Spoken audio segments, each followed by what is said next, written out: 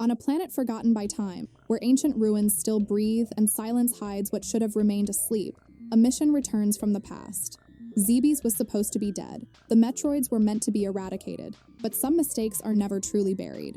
In this video, you will experience a complete narrative retelling of Metroid Zero Mission, presented as a cinematic science fiction story, focused on atmosphere, solitude, and the heavy choices that shape the fate of entire worlds. This is not just a story about battles. It is a story about balance, about consequences, and about the burden of standing between the universe and its own failures. Put on your headphones, lower the lights, and allow yourself to drift into a tale meant to be heard in the darkness, in the silence of space. This is the Zero Mission, and not every world survives the end. The distress signal carried no words. There was no voice, no image, only a repetitive pulse cutting through deep space, layered with biological noise and unstable energy patterns. To most of the Galactic Federation's monitoring systems, it was nothing more than an echo from the past, a remnant of conflicts long believed to be resolved. To Samus Aran, it was impossible to ignore Zebes. The planet had been officially declared neutralized years ago, following the fall of the space pirates' stronghold and the supposed extinction of the Metroids. Federation records stated with confidence that nothing of strategic relevance could have survived there, and yet the signal persisted, automatic, insistent, as if the planet itself refused to remain silent. Alone in her ship, Samus watched the data scroll across the display, inconsistent readings, energy sources reappearing where none should exist, biological traces incompatible with any known life form. Zebes was not dead, it was waiting. She adjusted her course without hesitation. There was no need for formal authorization, no escort, no deliberation. Missions like this never required company. The stars ahead bent as the ship prepared to jump, and Samus allowed herself a single moment of stillness before entering hyperspace. Some worlds do not ask to be revisited. Zebes demanded it. Atmospheric entry was violent. Electrical storms tore across the sky in shades of green and violet, disrupting navigation systems and forcing the ship into manual control. The planet reacted to her arrival like a disturbed organism, awakening from a long, uneasy sleep. The landing was rough. When Samus stepped onto the surface, the ground vibrated faintly beneath her boots, subtle but unmistakable. The air was dense, heavy with microscopic particles and residual energy. Zebes was active. Ahead, ruins stretched into the distance. Metallic structures fused with organic growth, as if technology and biology had been forced to evolve together. Nothing felt truly abandoned. Walls pulsed faintly. Tubes throbbed with internal flow. Sensors detected movement deep below the surface. Samus advanced carefully, her arm cannon charged. Zebes was not merely a battlefield reclaimed from history. It was a place that remembered, and it recognized old enemies when they returned. The first attack came without warning. A creature emerged from the shadows, moving erratically, as if testing her reactions. Samus responded instinctively, firing a precise shot. The brief flash of light revealed more shapes clinging to walls and ceiling, waiting. As she pushed forward, it became clear that Zebes' ecosystem had changed. Life forms were distorted, aggressively adapted to hostile conditions. The planet had learned from previous invasions.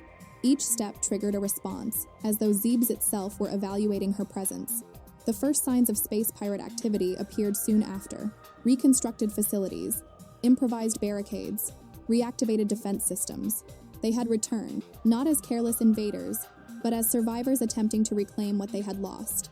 In an ancient chamber, Samus discovered her first upgrade module. As it integrated with her suit, the sensation was familiar, almost grounding. It was more than restored power, it was muscle memory, identity. Zebes had preserved fragments of the past, scattered like trials and rewards. The deeper she descended, the more hostile the planet became. Natural light faded, replaced by unstable bioluminescence and ancient systems still functioning against all logic. Each corridor led to something older, more fragile, as though Samus were walking into a wound that never healed.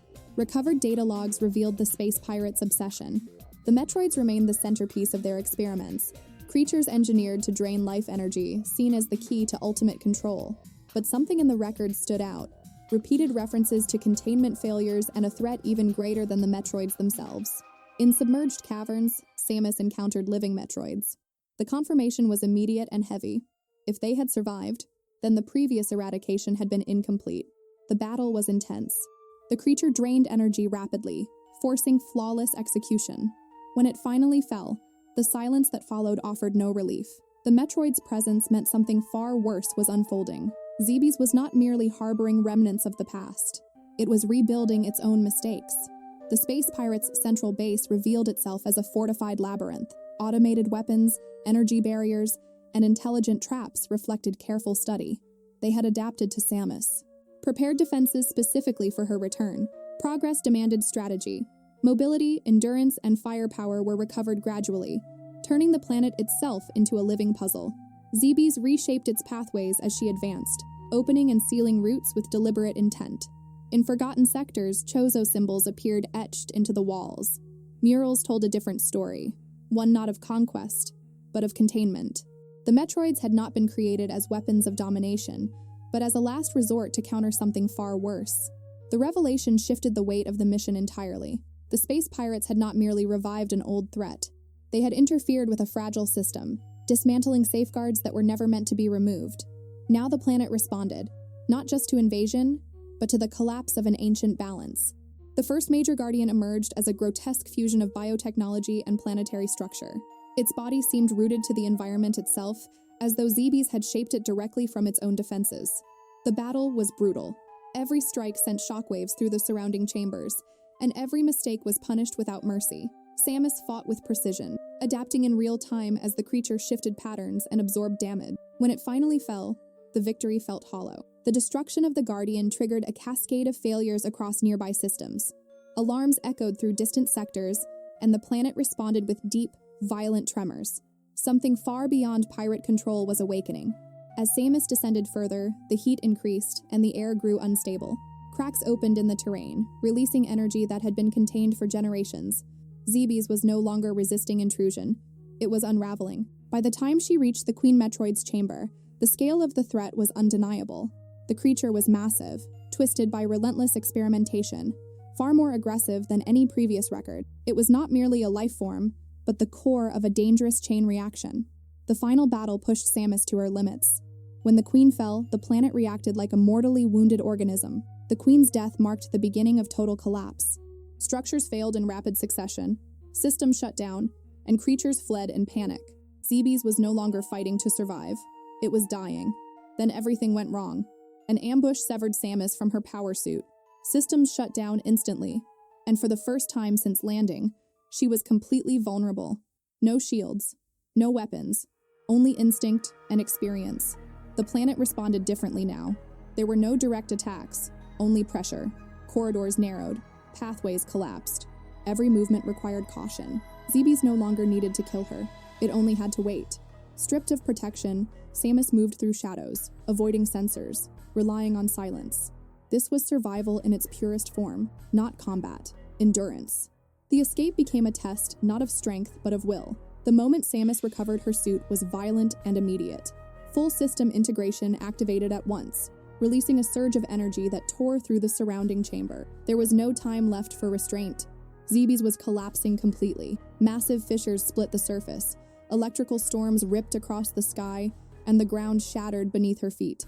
The planet screamed in frequencies no sensor could fully register. Samus ran against the clock, dodging falling debris and enraged life forms driven mad by the destruction. Her ship was close, but the path disintegrated with every second. When she finally reached the surface, Zebes barely resembled the world she had entered. Fire, lightning, and ruptured terrain consumed the horizon. The ship launched under a rain of debris. Sensors screamed warnings as the planetary core entered irreversible reaction. Zebes could not be saved. The jump to hyperspace activated at the final possible moment. Behind the ship, Zebes collapsed inward, then erupted in a silent explosion that scattered its remains across space. The universe returned to stillness. Samus remained motionless in the cockpit, helmet sealed, breathing slow and controlled. Success never felt like victory. The destruction of Zebes was not triumph, it was necessity. Federation records would confirm the permanent elimination of the Metroid threat. Reports would be filed, data archived, history reduced to technical summaries and cold conclusions. But none of those records would capture what it meant to walk across a living world, to feel its resistance, to witness its final moments. Samus adjusted the ship's course and did not look back. Hyperspace closed around her, erasing the last traces of Zebes. To the galaxy, it was a point extinguished. To her, it was an ending that would linger. During the long transit, Internal systems conducted full diagnostics. The power suit had sustained severe damage but remained operational. Still, the weight of the mission went far beyond physical repair. Zebes had been more than a battlefield. It was a reminder of choices made long ago. Recovered data continued processing in the background, incomplete projects, abandoned experiments, warnings ignored. The Metroids had never been intended as conquerors. They were a containment measure, an extreme response to an even older threat. That truth changed everything. If the Metroids were only a safeguard, then the true danger had never been fully addressed. It remained undocumented, perhaps dormant, perhaps waiting. Samus powered down secondary displays. Some answers could wait.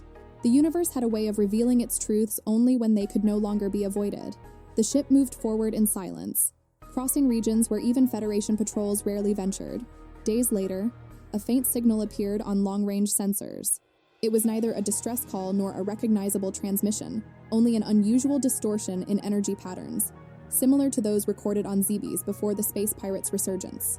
Samus studied the data carefully, a familiar unease settling in. The universe rarely allowed true endings. She tagged the anomaly for further investigation. Missions never truly ended. They simply evolved. Each threat eliminated revealed new consequences, new fractures in the fragile balance of the galaxy. As navigation systems adjusted course, Samus reflected on her own path. Trained to survive, conditioned to confront the impossible, she had become a constant presence in cycles of destruction and correction. There was no room for regret, only for continuation. To the Federation, she was a reliable weapon. To her enemies, an inevitability. But Samus understood the truth. She was simply someone trying to prevent the universe from repeating the same mistakes indefinitely. The ship maintained its trajectory.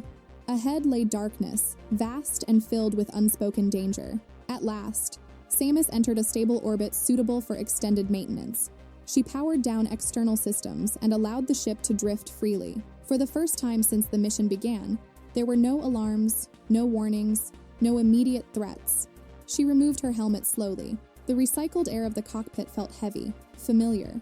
The scars of Zebes were invisible, yet deeply present. The planet had not merely been destroyed.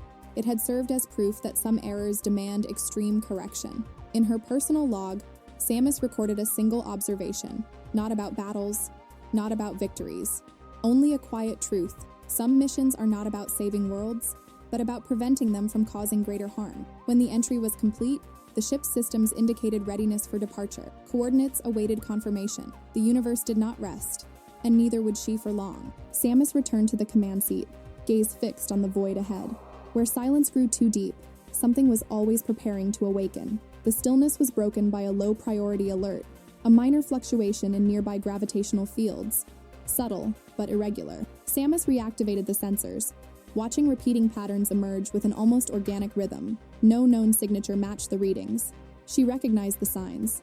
The universe rarely announced danger directly. It revealed it first through inconsistencies, small violations in systems meant to remain stable. Zebes had begun the same way, dismissed until it was too late. As data compiled, fragments of Chozo records surfaced in her memory. They spoke of balance, of cycles disrupted by intervention. The Metroids were never meant as permanent solutions. They were born from desperation.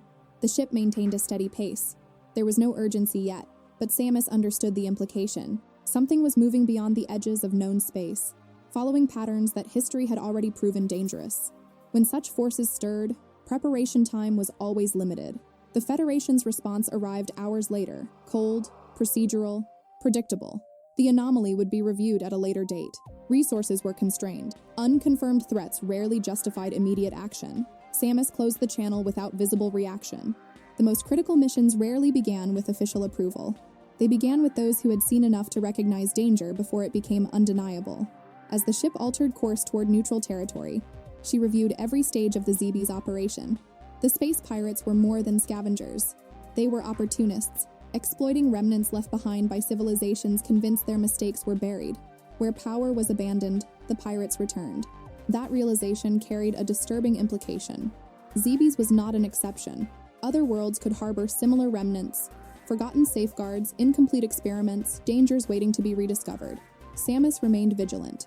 The galaxy could not afford another Zebes. During an extended period of automated flight, Samus accessed old personal archives, training records, fragmented memories, images of the Chozo who raised her. They had given her strength, purpose.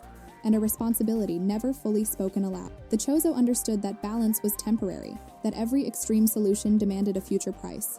And yet, they created the Metroids. They trusted that one day, someone would understand when it became necessary to destroy what they themselves had made. Now, Samus carried that burden. She was more than a hunter or an agent. She was a late correction, activated when ancient systems failed. Zebes had been a test not of power, but of judgment. Destroying the planet had been unavoidable. But unavoidable did not mean clean. It was simply the least destructive option available at the time. The ship moved steadily forward, and with it came the certainty that similar choices would one day be required again. A new alert followed, this one clearer, sharper. The anomaly had intensified, now accompanied by unstable biological signatures. They were not Metroids, yet their energy patterns felt disturbingly familiar. Samus adjusted course immediately, prioritizing distant observation over direct engagement. Sensor imaging revealed a smaller planet wrapped in a thin, irregular energy field. Artificial structures dotted its surface, half-buried and ancient, too old to belong to any active civilization cataloged by the Federation. Another forgotten world. The realization carried weight. How many places like this existed, abandoned with the quiet hope that time would erase the consequences of dangerous decisions? How many waited for the wrong interference to awaken what should have remained dormant? Samus did not descend. Not yet. She cataloged every detail, mapping energy fluctuations and calculating risk vectors. Some choices demanded patience before action. Zebes had taught her that lesson decisively. But one conclusion was unavoidable. The silence of this planet was not natural. Before departing the system, Samus deployed a monitoring beacon. Small, discreet, nearly invisible. A permanent observer left behind to watch a world pretending to sleep. It was not a solution, only a safeguard. But sometimes, awareness was the first line of defense. As the ship returned to cruising speed, Samus reflected on the repeating cycles she had witnessed time and again. Civilizations created weapons to contain threats. Those weapons escaped control. Others rose to destroy them. The pattern repeated each time at greater cost. Zebes had been destroyed to prevent something worse. But what happened when there were no more planets left to sacrifice? When balance demanded choices even more severe, there were no immediate answers. Perhaps there never would be. Samus's role was not to solve the universe, but to keep it from collapsing too quickly. The ship cut through the star-filled void. Somewhere, another threat was growing in silence. And when it finally emerged, Samus Aran would be ready to respond. Not as a hero, but as a guardian of a fragile equilibrium. Deep space offered a strange contrast.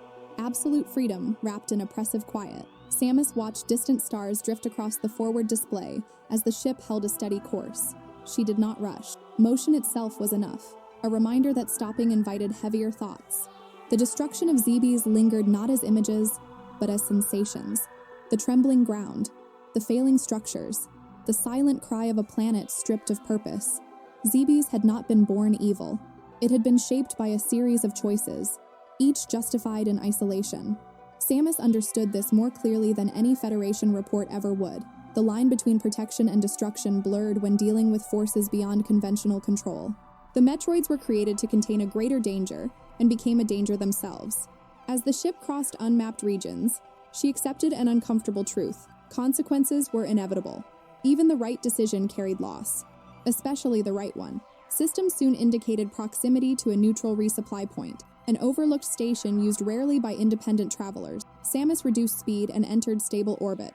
It was not an end, merely a necessary pause. During automated maintenance, she reflected on what had been lost and what had been preserved. The Federation would endure, civilizations would flourish, children would grow up never knowing how close the galaxy had come to repeating an irreversible mistake. Perhaps that was for the best. Samus had never sought recognition. Her work lived on the margins of official history, where difficult decisions were made without applause. Responsibility, not glory, defined those moments. When maintenance concluded, she transmitted a concise report to the Federation. No dramatics, no excess detail. Zebes destroyed. Metroid threat eliminated.